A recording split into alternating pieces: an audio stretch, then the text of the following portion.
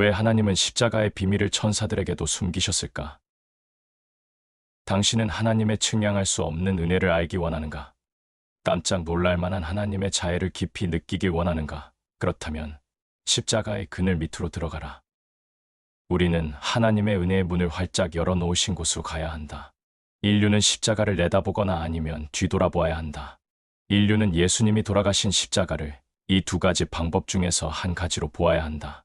은혜는 창에 찔린 예수님의 허리에서 흘러나왔다. 그 은혜가 아벨을 구원했고 또한 당신을 구원한다. 우리 주 예수 그리스도는 나로 말미암지 않고는 아버지께로 올 자가 없느니라라고 말씀하셨다. 베드로는 예수 그리스도의 이름 이외에 천하, 인간의 구원을 얻을 만한 다른 이름을 우리에게 주신 일이 없음이니라라고 말했다. 왜 오직 예수 그리스도만을 통해서 구원이 주어지는가? 바로 그분이 하나님이시기 때문이다. 율법은 모세를 통해 주어졌는데 오직 율법만이 모세를 통해 주어질 수 있었다. 그러나 은혜는 그리스도를 통해서 주어졌다. 은혜는 태초부터 주어졌다. 은혜는 오직 그리스도만을 통해서 주어질 수 있었는데 우리를 위해 죽을 수 있는 하나님은 오직 그리스도뿐이었기 때문이다. 인간의 육체를 취했으면서도 계속 무한한 하나님으로 머물 수 있는 분은 오직 그리스도뿐이었다. 그리스도는 이 땅에서 두루 다니는 동안 아이들을 사랑하고 창녀들을 용서하고 사람들에게 복을 주셨는데 이 모든 일은 특정한 상황에서 하나님의 본질에 따라 행동하신 것이었다. 예수님이 하나님으로서 행한 이 행동은 동시에 인간으로서 행한 행동이기도 하다. 인간들을 위한 것이었기 때문에 신적 행동만이 아니었으며 오직 하나님만이 그런 구원의 행동을 하실 수 있기 때문에 인간적 행동만도 아니었다. 그것은 신적 행동인 동시에 인간적 행동이었다. 그것은 역사적 행동이요, 한 번에 이루어진 행동이요, 저 신비의 십자가에서 이루어진 행동이었다. 십자가의 신비 가운데 이루어진 그 깊은 행동은 결코 반복되지 않았다. 사흘 만에 예수를 죽은 자들로부터 다시 살려서 자신의 오른편에 앉히신 전능하신 아버지 하나님은 그것을 인정하고 받아들이셨다. 그러므로 우리는 속죄를 저급하게 설명함으로써 우리 자신의 품위를 떨어뜨리는 짓을 더 이상 하지 말아야 한다. 지난 한두 세대에 걸쳐 일부 인기 있는 설교자들이 속죄를 상업화했다. 물론 그들은 선한 사람들이고 어느 정도 전도에 성공한 것도 사실이다. 나는 그들을 통해 그리스도를 믿게 된 사람들이 있다는 것에 대해 하나님께 감사한다. 그러나 그들이 사람들을 그리스도께 인도한다 할지라도, 심지어 많은 사람들을 그리스도께 인도한다 할지라도 잘못된 가르침과 편협한 강조를 통해 나쁜 경향을 끌어들일 수 있다. 지금 말한 그런 설교자들은 대가지불의 교리를 주장함으로써 속죄를 상업화했다. 물론 나는 예수님이 죄의 모든 대가를 지불하셨다는 것을 믿는다. 나는 예수님이 내가 빚진 분에게 모두 갚으셨습니다라고 찬송한다. 하지만 예수님의 속죄를 단순화하여 극단적 예를 통해 설명해서는 안 된다. 왜냐하면 그것은 속죄를 저급하게 만드는 것이기 때문이다.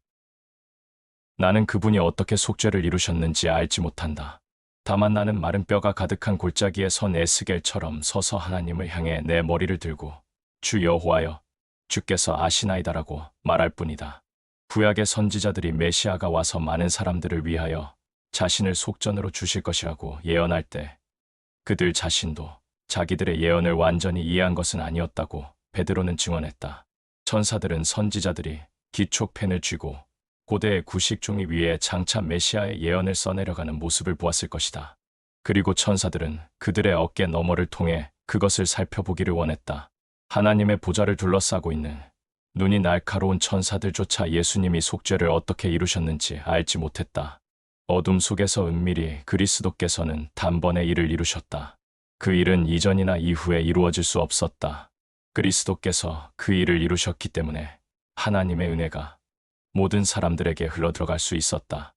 천사들과 선지자들과 심지어 사도 바울조차 크도다 경건의 비밀이여 그렇지 않다 하는 이 업도다. 그는 육신으로 나타난 바 되시고 영으로 의롭다 하심을 입으시고 천사들에게 보이시고 만국에서 전파되시고 세상에서 믿은 바 되시고 영광 가운데서 올리우셨음이니라라고 말했다.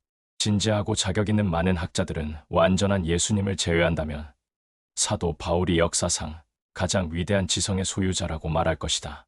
그런데 이렇게 탁월한 바울조차 그리스도의 신비를 이해하려고 애쓰지 않고 다만 크도다 경건의 비밀이여라고 외쳤을 뿐이다.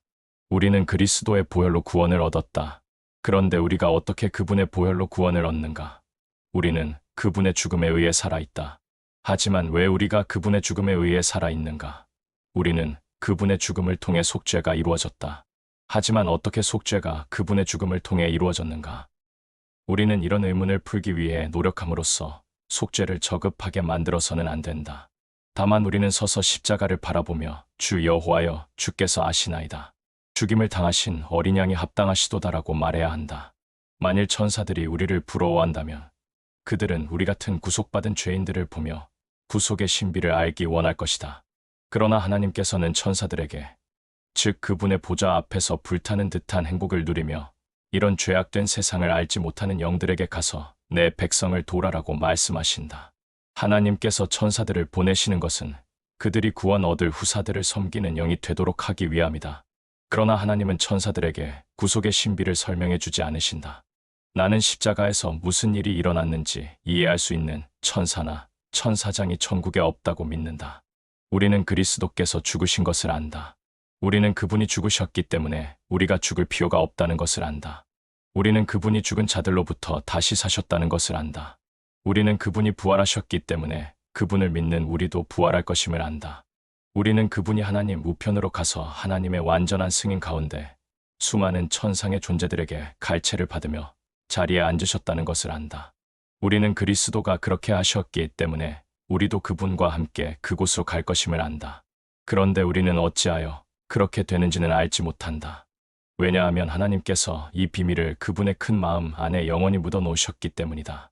그러므로 우리는 오직 어린 양이 합당하시도다라고 외칠 수 있을 뿐이다. 나는 예수님이 어떻게 속죄를 이루셨는지, 그 모든 것이 무엇을 의미하는지 다 알지 못한다.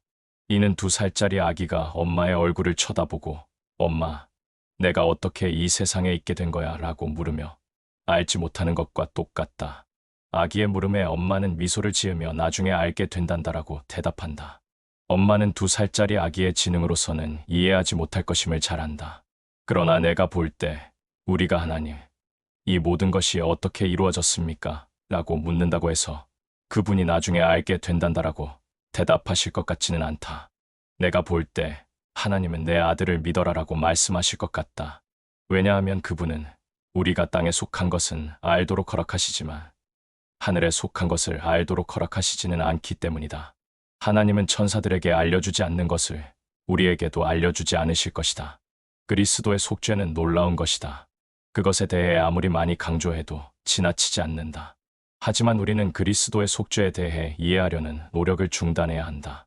대신 우리는 무한한 은혜와 자비의 주님이 들려주시는 은혜의 이야기를 자꾸 들어야 한다. 우리는 겸손하고 소박한 마음을 가진 사람들이 믿은 은혜의 이야기를 계속 들어야 한다.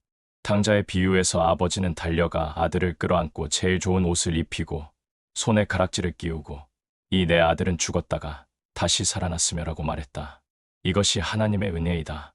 이 세상이 끝날 때까지 이 은혜를 믿고 전하고 가르치고 찬양하는 것은 너무나 귀하고 아름다운 일이다. 당신은 하나님의 은혜 밖에 있는가? 당신은 그 은혜가 어디에 있는지 알고 싶은가? 그렇다면 당신의 눈을 그리스도께 향하게 하라. 그러면 당신에게 필요한 모든 하나님의 은혜가 당신 앞에 흐르고 있음을 알게 될 것이다. 혹시 당신은 이를 악물고 하나님께 저항하는가? 그렇다면 하나님의 은혜는 당신과 아무 상관이 없다. 그리스도께서 돌아가신 것이 당신과 아무런 관계가 없게 된다. 그러나 당신이 하나님께 굴복하고 집으로 돌아온다면 상상을 초월할 정도로 무한한 선하심과 자애가 당신에게 주어질 것이다. 저는 미쁘시고 의로우사 우리 죄를 사하시며 모든 불의에서 우리를 깨끗게 하실 것이요라는 말씀에서도 알 수 있듯이 심지어 공의조차도 회개한 죄인의 편에 선다. 우리가 하나님의 은혜를 믿고 집으로 돌아오면 하나님의 무한하신 속성이 함께 기뻐하신다. 하나님의 은혜에는 무엇을 덧붙일 필요가 없다. 오직 은혜로만 충분하다.